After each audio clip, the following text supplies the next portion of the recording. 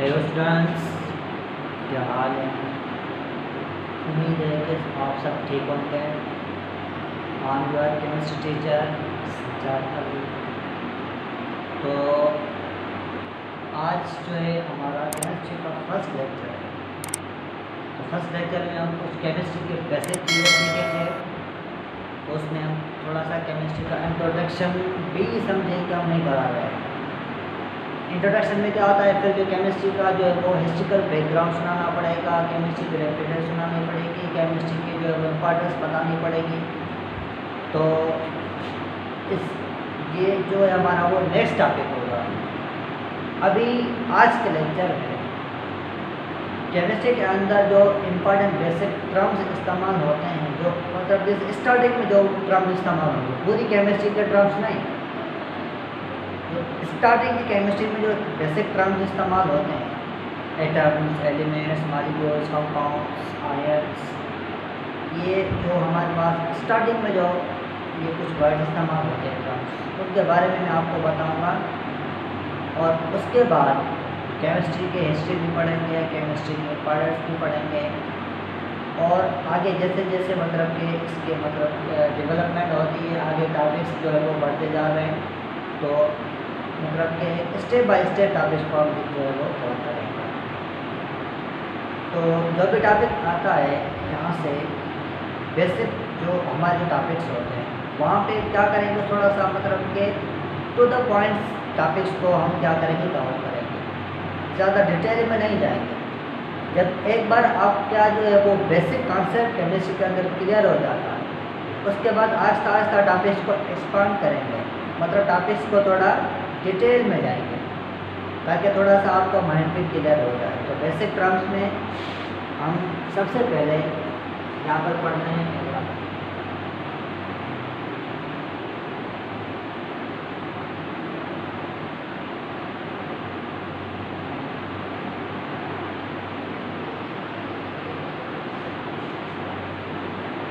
तो एक बात ध्यान में रखिएगा कि एटम नाम तो बिल्कुल छोटा है, और यहाँ पे जस्ट आपको ये बताएंगे कि एटम क्या होता है। वैसे एटम जो है एक बड़ा चैप्टर है एटम का, उसकी डिटेल में अभी नहीं जा रहे हैं, ठीक है। तो सबसे पहले हम यहाँ पर ये देखेंगे कि what is atom.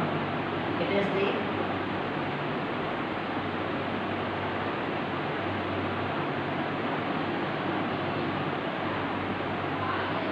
smallest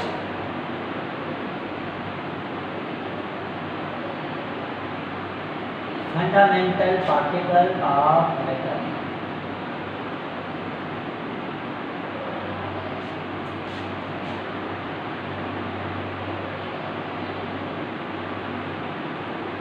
atom is the smallest fundamental particle of matter. Atom जो होता है मैटर का एक बेसिक पार्टिकल है, छोटा पार्टिकल है। अब एटम से भी छोटे पार्टिकल्स हैं, मगर वो एटम्स के पार्ट्स होते हैं। तो हम अगर मैटर के बेसिक पार्टिकल की बात करेंगे तो वो एटम ही है, क्योंकि एटम्स की कॉम्बिनेशन होती है तो जब वो बड़े बड़े क्या बनते हैं, पार्टिकल्स बनते हैं।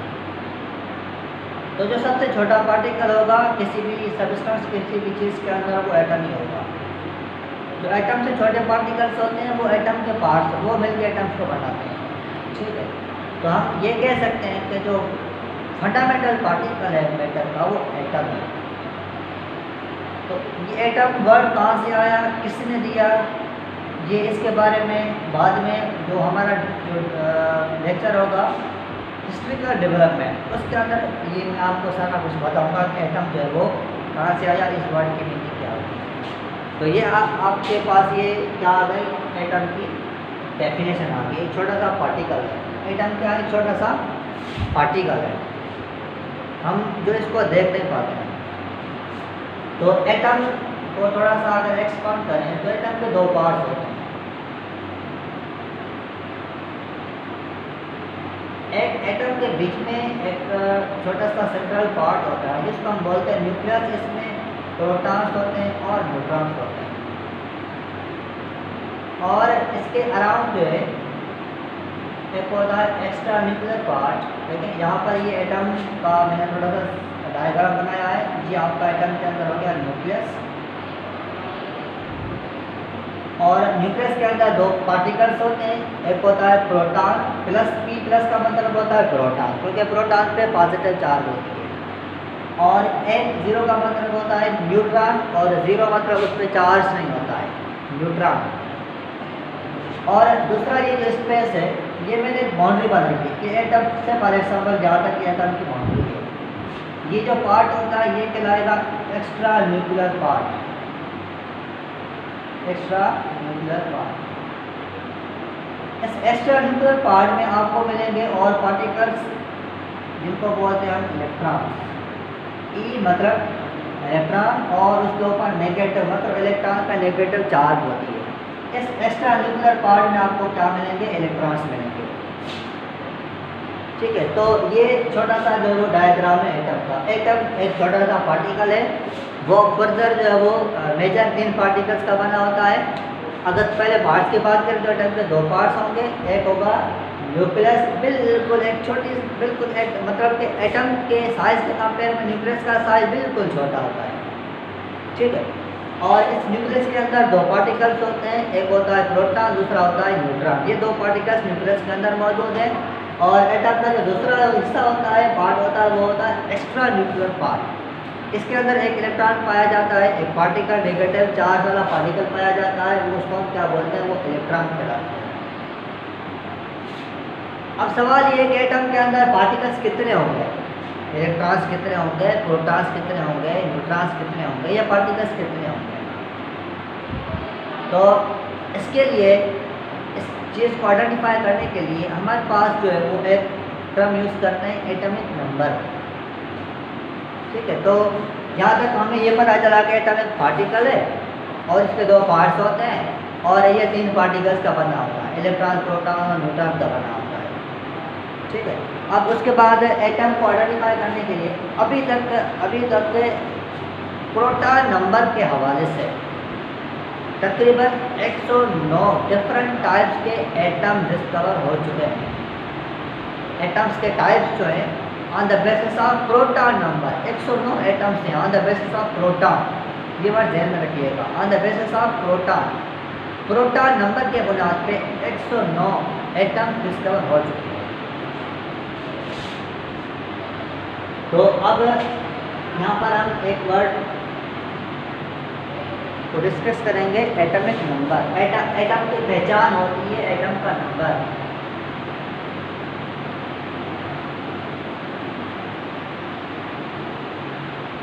एटॉमिक नंबर क्या होता है कि नंबर ऑफ प्रोटॉन,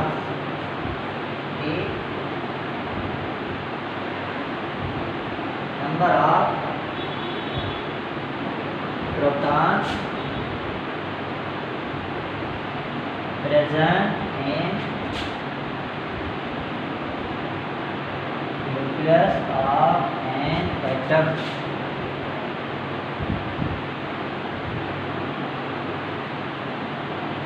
इसका एटॉमिक नंबर।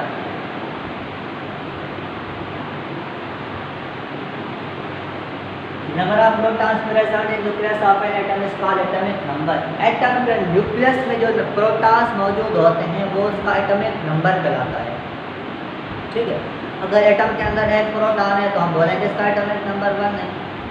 अगर एटम के अंदर 10 प्रोटॉन है हम बोलेंगे इसका एटॉमिक नंबर 10 है। अगर एटम के अंदर 50 प्रोटॉन है तो हम बोलेंगे इसका एटॉमिक नंबर 50 है। तो जो प्रोटॉन नंबर होता है वो उस एटम का एटॉमिक नंबर होता है, और एटम की जो पहचान होती है, आइडेंटिफिकेशन होती है, वो एटॉमिक नंबर होता है।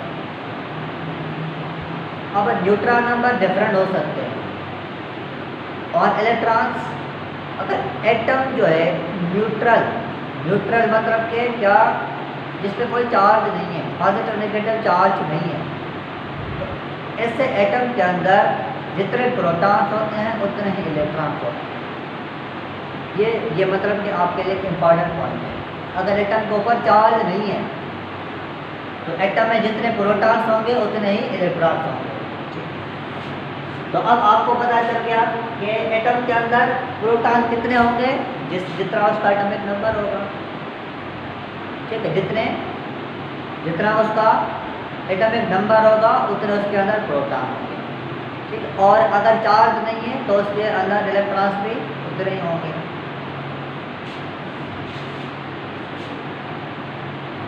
अच्छा,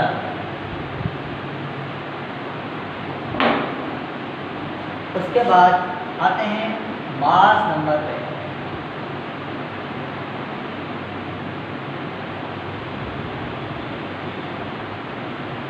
मास नंबर मतलब क्या? मास नंबर क्या होता है?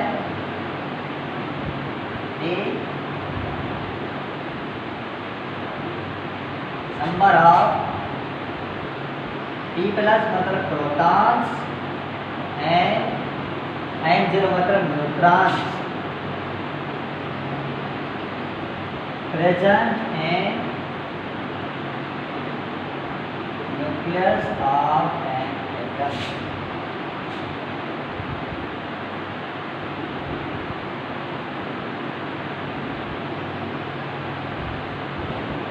called mass number।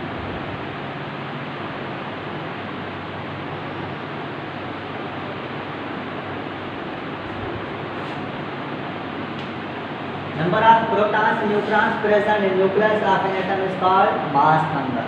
एटम के न्यूक्लियस के अंदर प्रोटॉन और न्यूट्रॉन के नंबर को मास नंबर कहते हैं।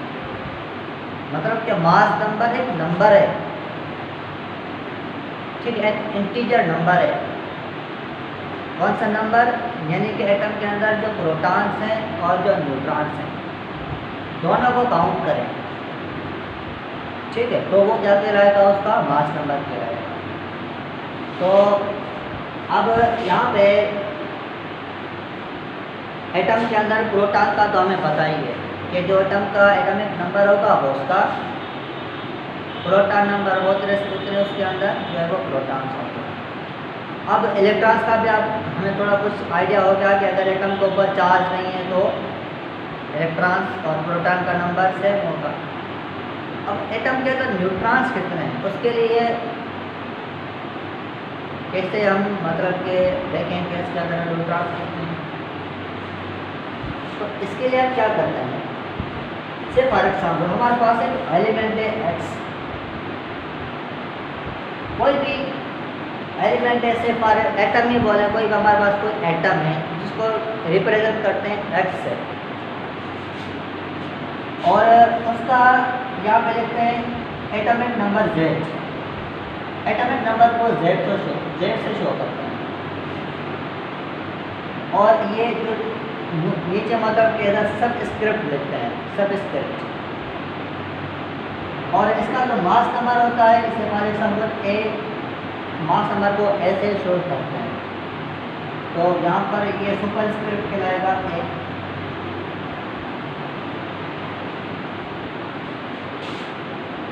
अच्छा, अब देखिए यहाँ पर जो Z है ये क्या है? Proton number.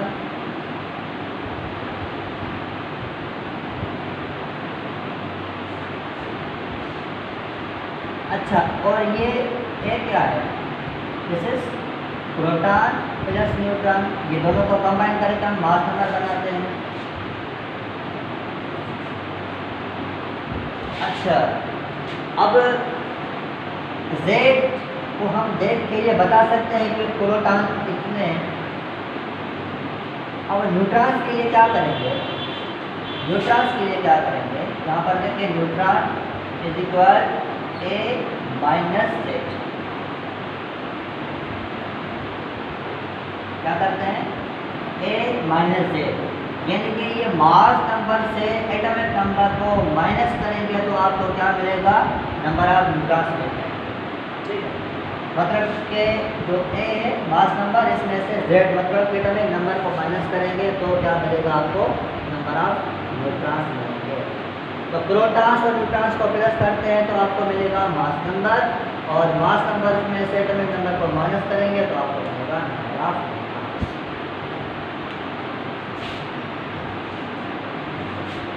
अब मास नंबर के हवाले से एटम्स कितने हैं? मास नंबर के हवाले से कुछ बुक्स के अंदर लिखा गया है कि तकरीबन 1500 तक एटम्स डिस्कवर हो चुके हैं on the basis of mass number. Mass number के हवाले से, ठीक है, मतलब 1500 तक वो एटम्स जो है वो डिस्कवर हो चुके हैं। तो यहाँ पे मास नंबर के हवाले से और न्यूट्रॉन के हवाले से एक और टर्म हमारे पास आता है, इसको मैं बताता हूँ।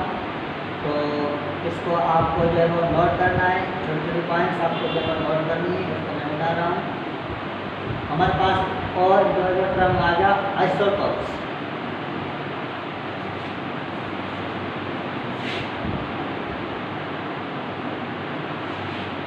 मास नंबर और न्यूट्रॉन्स को देख के हमें एक और टर्म याद आ गया जिसको हम बोलते हैं isotopes.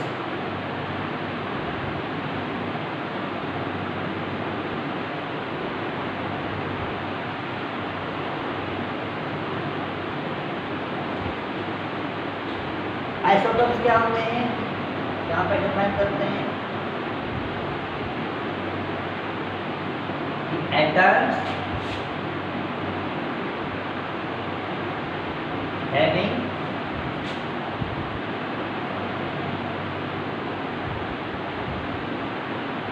same atomic number but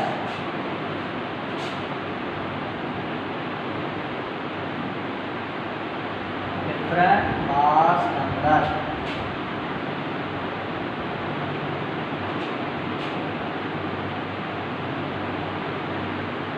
are called isotopes। Atoms having same atomic number but different mass number are called isotopes। ऐसे एटम्स जिनका नंबर ऑफ एटॉमिक नंबर तो सेम है मगर उनका मास नंबर डिफरेंट है, तो ऐसे एटम्स क्या कहलाते हैं, आइसोटोप्स। तो आइसोटोप्स को जो वो आगे हमें थोड़ा एक्सपांड करके न्यूक्लियर केमिस्ट्री के अंदर आइसोटोप्स को मतलब जब बहुत ज़्यादा डिस्कस किया जाता है, इसको और भी आगे फिर इसको दोबारा डिस्कस करेंगे। तो अगर एटम्स के अंदर यानी क्या होना चाहिए, प्रोटॉन नंबर सेम होगा मगर नंबर ऑफ न्यूट्रॉन्स डिफरेंट होंगे। क्यों? क्योंकि प्रोटॉन्स और न्यूट्रॉन्स मिलके तो मास नंबर बनाते हैं।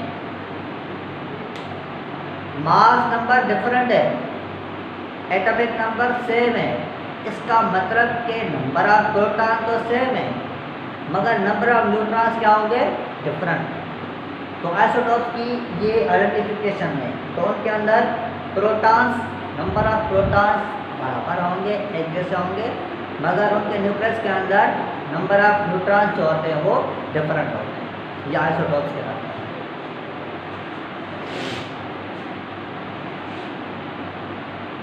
तो हम जो है एटम्स की स्टडी जो करते हैं ना, वो करते हैं on the basis of atomic number. Mass number के बुनियाद पे स्टडी नहीं की जाती, एटॉमिक नंबर के बुनियाद पे एटम्स की स्टडी की जाती है। फर्दर जैसे जैसे केमिस्ट्री की आगे स्टडी करेंगे तो on the basis of atomic number, not on the basis of mass number.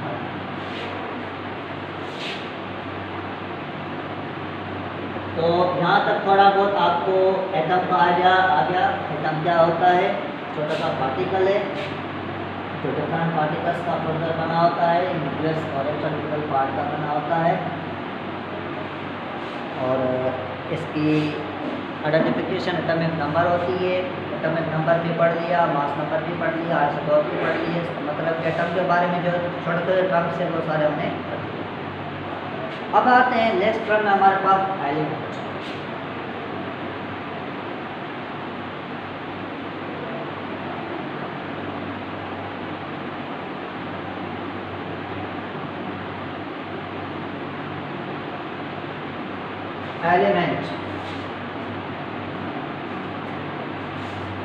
Element को कैसे डिफाइन करते हैं?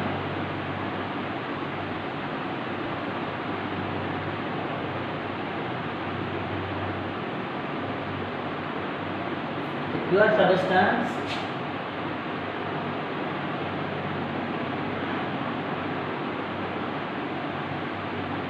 made up of similar atoms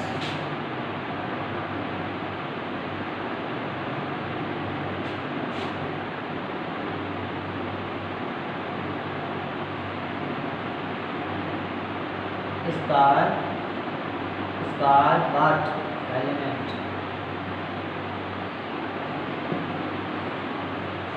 Pure substance made up of similar atoms is called element. मतलब एक pure substance है element, एक pure चीज होती है जो कि सिमिलर एटम्स की बनी होती है, इसको हम एलिमेंट बोलते हैं। यानी कि इस यूनिवर्स के अंदर कोई भी ऐसी चीज आपको मिले जिसके अंदर सारे जो एटम्स होते हैं वो सारे एटम्स एक जैसे हों। एक जैसे का मतलब है कि उनका एटॉमिक नंबर सेम हो, ऐसे भी बोल सकते हैं, एटॉमिक नंबर सेम हो। सारे एटम्स का एटॉमिक नंबर अगर सेम है तो वो चीज़ जो आपको मिली है उस एलिमेंट कहलाएगी। ठीक है, तो एलिमेंट जो है वो ऐसी प्योर सब्सटेंस होती है वो जिसके अंदर सारे एटम्स जो होते हैं वो एक जैसे होते हैं। तो हम ये कह सकते हैं कि अगर बहुत सारे एटम्स एक जैसे एटम्स कंबाइन होते हैं तो एलिमेंट बनता है। हम कह सकते हैं कि सारे एटम्स एक जैसे एटम्स अगर कंबाइन होते हैं तो जो चीज़ बनेगी उसको हम एलिमेंट कहेंगे। तो element is combination of similar atoms. ये मतलब कि एक और भी डेफिनेशन हमारे पास आ गया। Element is what? Element is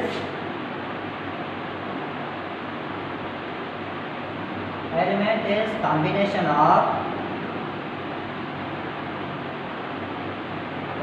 of similar atoms। जो एलिमेंट होता है वो सिमिलर एटम्स की कॉम्बिनेशन होती है। ठीक है, तो बहुत सारे एटम्स हैं जिनका एटॉमिक नंबर से वो कंबाइन होते हैं, जो चीज़ बनेंगे वो एलिमेंट कहलाएगी।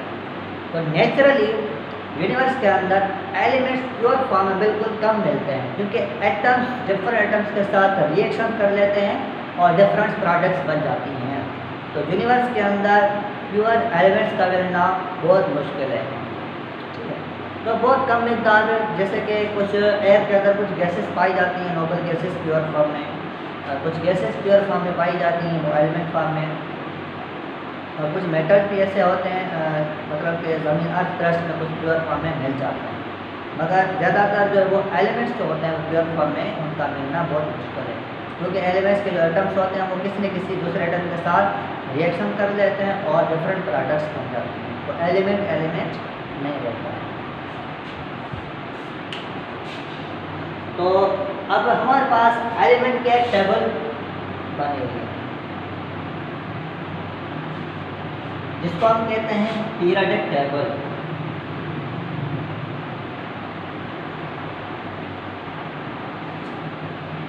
एलिमेंट की हमारे पास एक टेबल मौजूद है। तो ये समझें कि जब केमिस्ट्री की स्टडी करते हैं तो हम एलिमेंट्स की स्टडी करते हैं पहले। ठीक है, एक्चुअली जो एटम है, एटम की पहले स्टडी की थी फिजिक्स वालों ने, या हम ऐसे में बोल सकते हैं कि अभी फिजिकल केमिस्ट्री के अंदर एटम की स्टडी की जाती है या फिजिक्स के अंदर एटम की स्टडी की जाती है। जो हम केमिस्ट्री की स्टडी करते हैं वो एलिमेंट से स्टडी करते हैं। अब एटम को स्टडी करना हमारे लिए लाजिमी हो चुका है। क्यों? क्योंकि एलिमेंट्स जो है वो एटम से बनते हैं, इस वजह से एलिमेंट्स से पहले एटम्स को हमें स्टडी करना पड़ता है। वैसे जो हम बेसिक हमारे पास जो केमिस्ट्री की स्टडी है वो एलिमेंट्स की स्टडी है। तो हमने पहले डिस्कस किया था कि एटम नंबर जो है, एटॉमिक नंबर के बुनियाद पर 109 एटम्स जो है वो डिस्कवर हो चुके हैं। इसका मतलब ये है कि 109 टाइप के एलिमेंट्स वो डिस्कवर हुए हैं। जहाँ पर हम एटम्स की बात कर रहे हैं ना, वो एक्चुअली वो हम एलिमेंट्स की बात कर रहे हैं। 109 एलिमेंट डिस्कवर हो चुके हैं क्योंकि एलिमेंट के अंदर क्या होता है, सिमिलर एटम्स होते हैं, एटॉमिक नंबर के बुनियाद पर एलिमेंट्स होते हैं। ठीक है, तो हम टेबल की स्टडी करते हैं। ये मतलब कि आपके पास एक बड़ी वास्ट फील्ड है जिसको हम बोलते हैं इनऑर्गेनिक केमिस्ट्री बोलते हैं, एक बड़ी ब्रांच है केमिस्ट्री की, उसके अंदर एलिमेंट्स की स्टडी की जाती है। तो यहाँ पर जैसे कि हमारे पास मैं कुछ एलिमेंट्स देखता हूँ, hydrogen, helium, lithium, beryllium, boron, carbon, nitrogen, oxygen, these are elements, ये सारे एलिमेंट्स हैं। और हर एलिमेंट की अलग अलग जो है वो स्टडी की जाती है, ठीक है। तो हर एलिमेंट की अलग अलग स्टडी की जाती है। उसके बाद वो जो है वो सारे डिफरेंट एलिमेंट्स होते हैं, तो हर एलिमेंट की अपनी अपनी प्रॉपर्टी होती है, मगर वो प्रॉपर्टीज होती हैं on the basis of atom, ठीक है। इस वजह से एलिमेंट से पहले हम थोड़ा बहुत एटम को लाजमी स्टडी करें।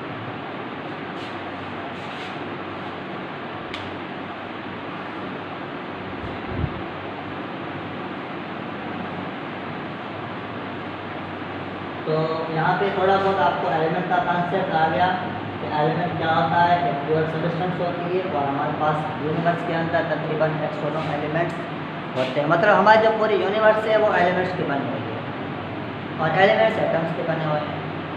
मतलब कि बेसिक पार्टिकल एटम है, एटम्स मिलकर एलिमेंट्स बनाते हैं, और एलिमेंट्स जो हैं वो मिलकर इस यूनिवर्स को बनाते हैं। मतलब this universe is made up of elements. उसके बाद हमारे पास एक और टर्म आता है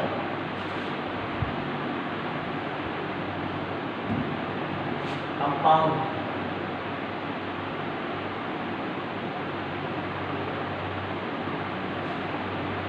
कंपाउंड एक नया टर्म है हमारे पास केमिस्ट्री के अंदर। एटम के बाद एलिमेंट, एलिमेंट के बाद compound.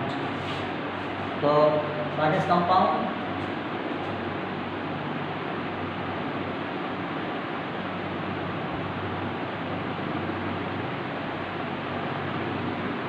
combination of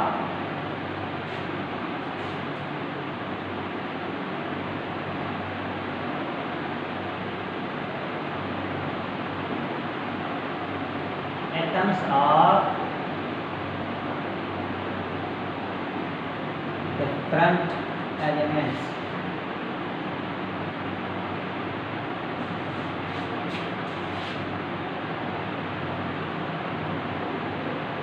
called compound. Compound is the combination of atoms of different elements is called compound. यानी कि डिफरेंट एटम्स के डिफरेंट एलिमेंट्स के जो एटम्स होते हैं अगर वो कंबाइन होते हैं तो जो नई प्रोडक्ट बनती है उसको हम कंपाउंड बोलते हैं। याद रखें एलिमेंट के बारे में हमने क्या बोला था कि एलिमेंट के अंदर सारे के सारे एटम्स एक जैसे होते हैं, वो एलिमेंट है। अगर एटम्स एक जैसे नहीं हैं, डिफरेंट एटम्स की कॉम्बिनेशन हो गई तो वहाँ पे जो चीज़ बनेगी, जो प्रोडक्ट बनेगी उसको हम कंपाउंड कहेंगे, कुछ भी हो। अगर सारे एटम्स एक जैसे कंबाइन हुए तो क्या बना? एलिमेंट बना। अगर डिफरेंट एटम्स की कॉम्बिनेशन हुई तो कंपाउंड बना। तो यहाँ पर ये हमारे पास जो है वो कंपाउंड की डेफिनेशन आ गई। तो से फॉर एग्जाम्पल हमारे पास कोई एलिमेंट है हाइड्रोजन, दूसरा ऑक्सीजन। अब ये एलिमेंट्स हैं, ये अंदर इनके जो वो एटम्स के बने होते हैं। अब से फॉर एग्जाम्पल ये एटम है हाइड्रोजन का, ये एटम है ऑक्सीजन का। अब इन दोनों की क्या हो गई? कॉम्बिनेशन। नेचुरली ऐसे मिलते हैं, ये ऐसे होता है, ये ऐसे होता है। मतलब कि किसी डायटमिक मॉलिक्यूल कहलाते हैं, मॉलिक्यूल पे आते हैं बात। अब ये दोनों जब कंबाइन होते हैं तो क्या बनता है? H2O। H2O ये बन गया। अब कभी कभी ये भी जहन के अंदर ये सवाल आता है कि ये कैसे बना, क्यों बना। तो इसको भी एक्सप्लेन करने के लिए हमारे पास कुछ लॉज मौजूद हैं, वो बाद में इसको डिस्कस करेंगे लॉज में। मगर यहाँ पर हमने जस्ट ये सीखा कि ये दोनों आइटम्स कंबाइन हुए तो ये बन गया। अब ये जो बना है ना, जिसके अंदर हाइड्रोजन के एटम्स भी मौजूद है और ऑक्सीजन का भी एक एटम मौजूद है, तो मतलब इसके अंदर आपको दो डिफरेंट टाइप्स के एटम्स दिखाई दे रहे हैं, तो ये एक कंपाउंड है, ये कंपाउंड है। अच्छा, अगर यहाँ पर देखें एक हमारे पास सोडियम है, दूसरा क्लोरीन है, इनको कंबाइन करें तो क्या बनेगा? NaCl, sodium chloride. तो this is also a compound. हमारे पास एक नाइट्रोजन है, दूसरा हाइड्रोजन है, कंबाइन हो गए तो बन गया NH3। मतलब कि इसमें ये भी है, ये भी है, दो डिफरेंट एटम्स हैं, तो ये this is also a compound. तो ये सारे कंपाउंड्स हैं जिनमें कहीं पर भी ये कंपाउंड की ये आइडेंटिफिकेशन है, ये कंपाउंड की ये पहचान है कि जहाँ पर भी आपको डिफरेंट एटम्स नज़र आए वो क्या कहलाएगा, वो कंपाउंड कहलाएगा। ठीक है, तो इसके बारे में हम ज़्यादा डिटेल में नहीं जा रहे, जस्ट डिफरेंट एटम्स की कॉम्बिनेशन होगी तो वो कंपाउंड बन जाएगा। और हमारे पास बहुत सारे कंपाउंड्स के एग्जाम्पल्स मौजूद होते हैं। और कंपाउंड तब बनता है जब एटम्स की जो है वो केमिकल कॉम्बिनेशन होती है, मतलब एटम्स का आपस में केमिकल रिएक्शन होता है। अब केमिकल रिएक्शन के बारे में भी कुछ पढ़ेंगे। ठीक है, यहाँ पर अगर कंपाउंड की बात आई है तो यहाँ पर हम ये थोड़ा आपको बता देते हैं।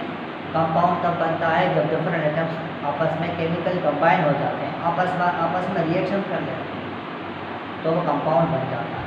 ठीक है, तो compound is the result of chemical combination of different types of atoms. Different atoms की केमिकल कॉम्बिनेशन होगी तो कंपाउंड बन जाता है। ठीक है, तो ये था आपका जो है वो कंपाउंड। अब हमारे पास एक और टर्म आता है molecule.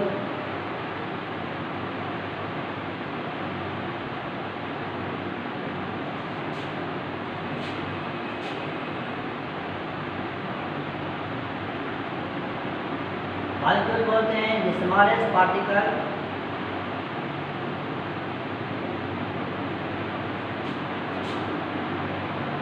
Of matter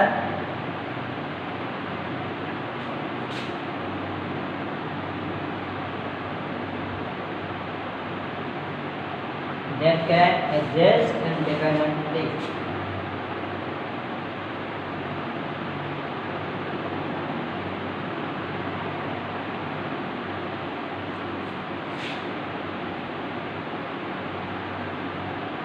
Start molecule.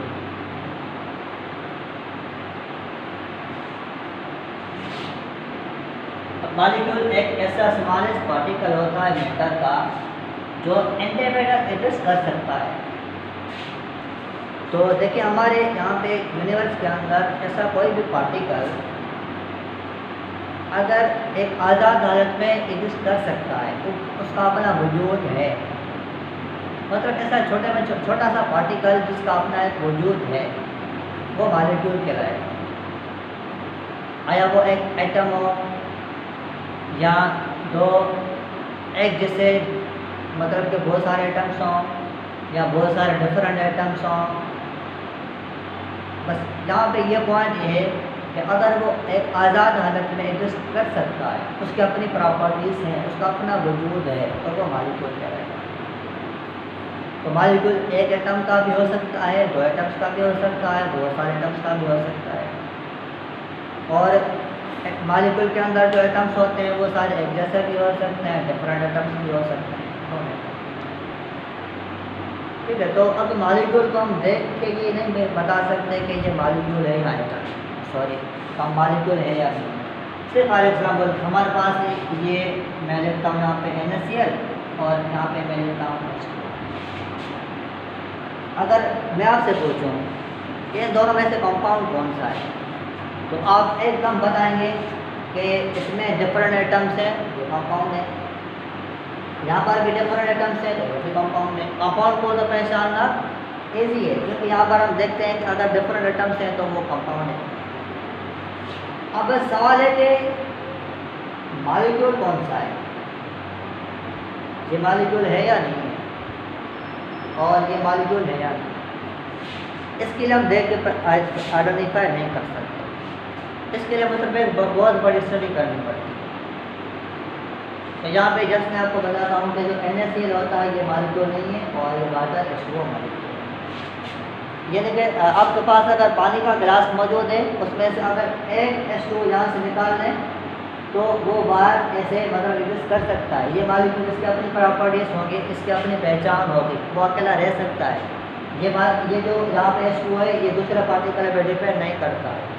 मतलब कि आपके पास अगर पानी का गिलास मौजूद है तो उस पानी के गिलास के अंदर सबसे जो छोटा पार्टिकल है ये H2, एक छोटा सा पार्टिकल है जो आकर एग्जिस्ट कर सकता है। सेम मेथड से हमारे पास ये NaCl, आपको पता है कि सोडियम क्लोराइड का फार्मूला है, ये साल्ट होता है, साल्ट फॉर्म में होता है। अगर इसके बारे में अगर हम बात करें कि सोडियम क्लोराइड साल्ट के में से अगर एक अमीनो एसिड निकाल लें तो ये पॉसिबल है, तो जवाब है ये पॉसिबल है। अब इसके बहुत सारे रिजल्ट्स हैं, ये इसको हम मतलब इसकी अपनी आइडेंटिफिकेशन नहीं है, ये अपना मतलब कि इससे कंस्ट्रक्ट से बाहर एग्जिस्ट नहीं कर सकता है, यानी कि ये जो है वो दूसरे पार्टिकल्स पे डिपेंड करता है, इसका अपना वजूद नहीं है। एक यहाँ पे बड़ा सोडियम क्लोराइड का बड़ा नेटवर्क बना होता है, ठीक है, तो इसको हम मॉलिक्यूल बोलते हैं जिसका अपना वजूद होना चाहिए, मतलब इंडिपेंडेंट एग्जिस्ट कर सकता हो, वो चाहे वो एक एटम हो, चाहे वो 2 एटम्स हों या कलेक्शन ऑफ एटम्स हों, तो वो मॉलिक्यूल कर रहे हैं, ठीक है।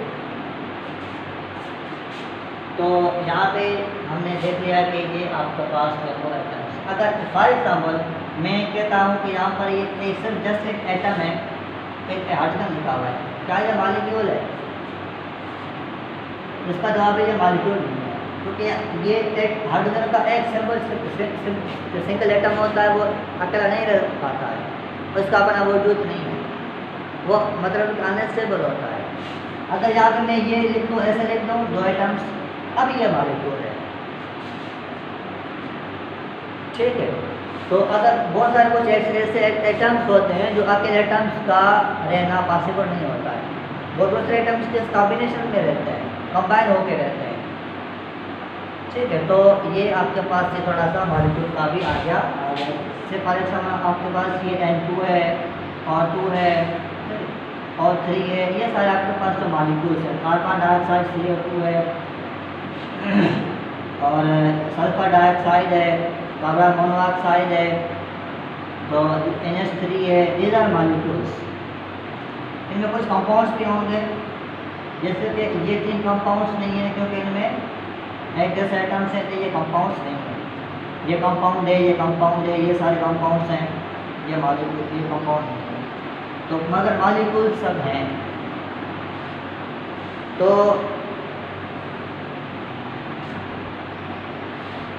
ये आपके जो है वो मॉलिक्यूल्स हैं, तो कोई भी है कि कंपाउंड मॉलिक्यूल हो सकता है, मॉलिक्यूल कंपाउंड हो सकता है, मगर आइडेंटिफाई करने के लिए कंपाउंड को आइडेंटिफाई करना ईजी है, मगर मॉलिक्यूल को हम देख नहीं बता सकते कि ये मॉलिक्यूल है या नहीं, ठीक है।